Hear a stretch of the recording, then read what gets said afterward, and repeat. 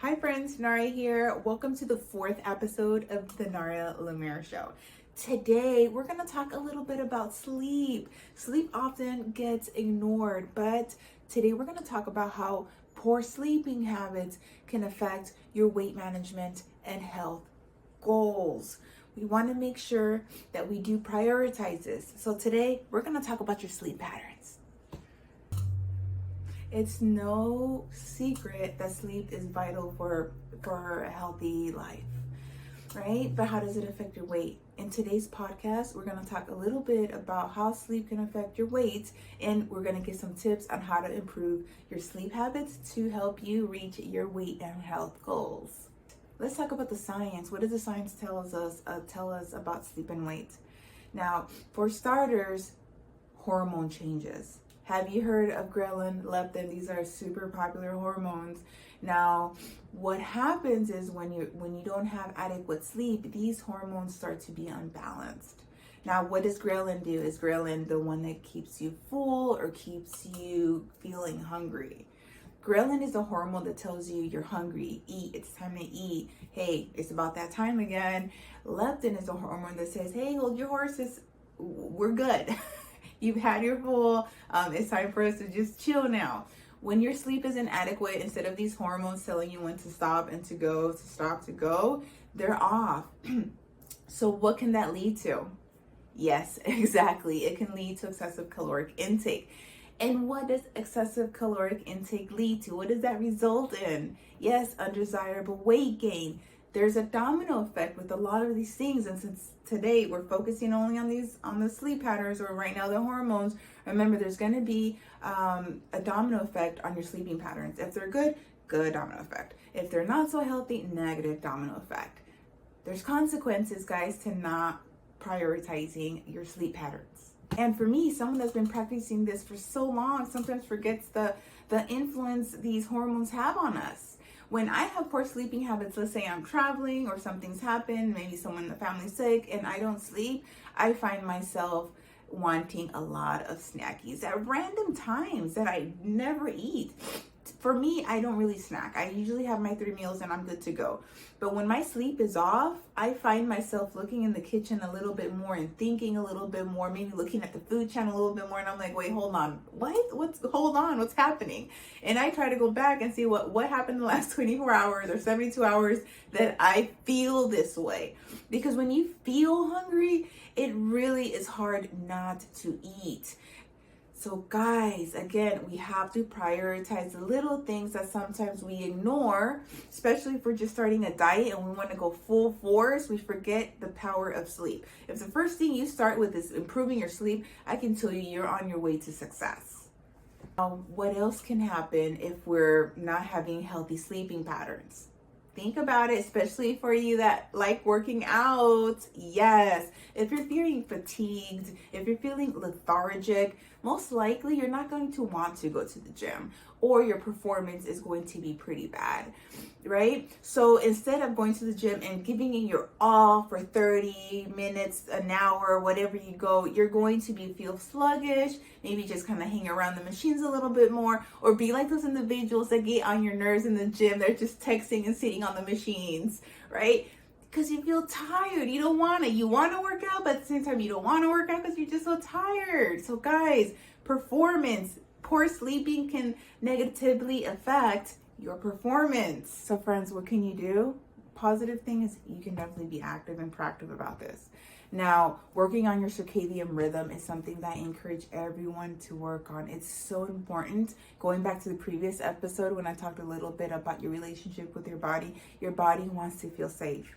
And as the owner, the person, the conscious person, it's your responsibility to honor your body's needs. So let's start with some tips. What can you do to improve your sleep habits? Number 1, start with the sleeping schedule. Even let's say your sleep time is at 2 a.m, start with something. I'm not saying the next day go to sleep at 9 p.m. No, we want to gradually ease into these changes. So if let's say you typically go to sleep at 2 a.m, gradually go into maybe starting to sleep at 12 or 1 a.m. Give that a go for maybe about a week. And then after that, ease it back a little bit. but get into the habit of sleeping earlier and earlier and earlier. Set your alarm earlier. Even for the days you don't work, still set your alarm to wake up. After some time, after you improve that circadian rhythm, you're gonna see that your body's just gonna start to fall asleep at a certain time. You're gonna feel tired at an earlier time. You're gonna wake up at an earlier time and feel refreshed. When you have good sleeping patterns, you feel so refreshed. So number one, gradually ease back. So again, if you're starting at 2 in the morning, gradually go back to have a healthier time, maybe 9 to 10. Depends on that, but having about 8 hours of sleep is definitely the goal. Environments, guys. Environment is so important. Now, I don't know if you like to read, but definitely you read books on how environment is important on your sleeping habits. Now, you want to have a nice, cool room, definitely not too hot, not too cold. You want it to be a dark ambiance, nice and quiet. The environment really sets the mood to falling asleep comfortably and staying asleep. You don't want to just fall asleep at a certain time. You want to make sure that you get good quality sleep, and the environments in your room is just so important. Make sure you have that comfort in your room, and if you can't, try to work on improving it as much as possible to improve your sleeping habits. Create a sleep routine. I always encourage my clients to create a healthy sleeping routine.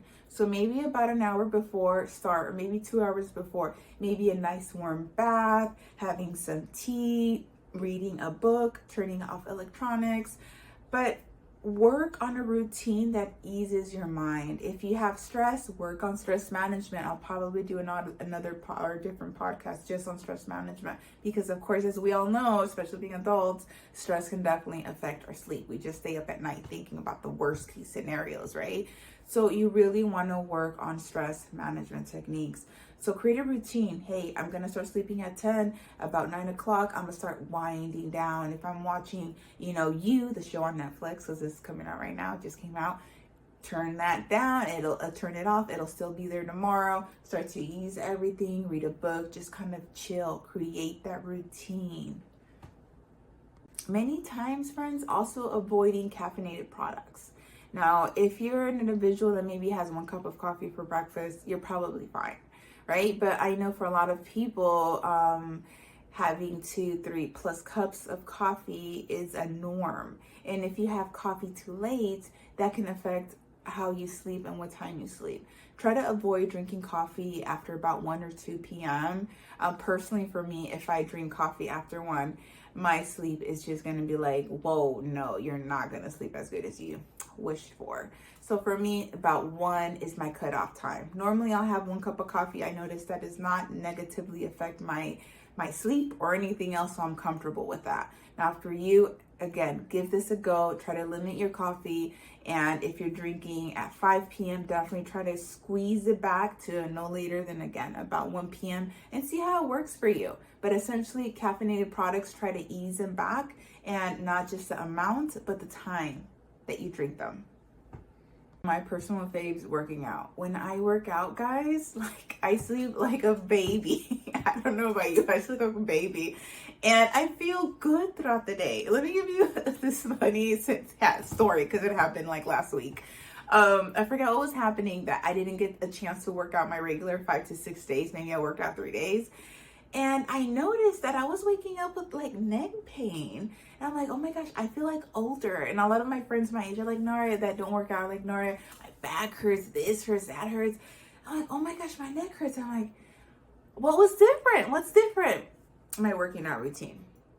Working out helps me sleep like a freaking baby, and it helps me feel more comfortable throughout the day. I don't feel that neck pain or the back pain. That doesn't exist as long as I'm working out pretty frequently. So guys, try to get your workout in, and also think or consider the timing of your workout schedule. Maybe if it's too late, it may interfere with your sleep or so forth. But again, setting a routine so your body can get comfortable. See what time you feel comfortable working out, and also consider GI situations. You don't want to feel gas or bloaty, but again, that's a different podcast. But my point for today, just prioritize working out. You'll see that you're gonna start to sleep like a baby. Now, I know many of you are like, Naria, I've tried all that, old news, forget about it, wasting my time. And I get it. Sometimes it's a little bit more complicated than that. And that's okay. The thing is, we still have to come up with solutions. In life, we're all going to have barriers. We are. That's just life. Life is not butterflies and rainbows. It's really not. So if you have tried all these things and it's not working, always talk to your healthcare provider. Talk to your provider about different options. Okay? That's always something that you can go for. And even if you feel that you have tried these before, give them another go. Try it a different way. So maybe if before, let's go with the first recommendation of sleeping earlier. If you would sleep at 1 a.m. and you try to go at 9 a.m. the next day or the next week, try to not do drastic changes. Try to ease into it and see if that makes a difference. Friends, by prioritizing sleep and creating healthy sleeping habits, you can support your own goals to be a healthier individual, to obtain your weight management goals. Now, any questions, comments, feel free to comment below and let me know. Thank you so much for listening to today's podcast, and make sure to subscribe. Bye, friends.